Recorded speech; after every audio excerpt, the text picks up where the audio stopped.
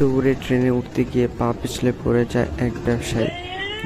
অনেকে ভাবছিল তিনি হয়তো মারা গিয়েছেন, কিন্তু কথায় আছে না, রাখে আল্লাহ মারেকে। হয়তো অনেকে ভাবছিল যে তিনি হয়তো আর পৃথিবীতে নেই, কিন্তু ট্রেন চলে যাওয়ার পর কি অবিশ্বাস্যভাবে বেঁচে গেলেন তিনি।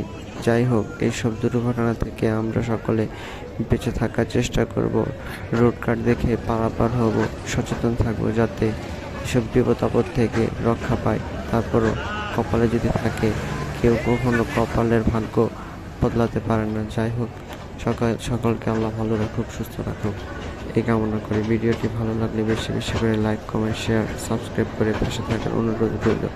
বেশি বেশি করে লাইক, কমেন্ট, শেয়ার, সাবস্ক্রাইব করবে।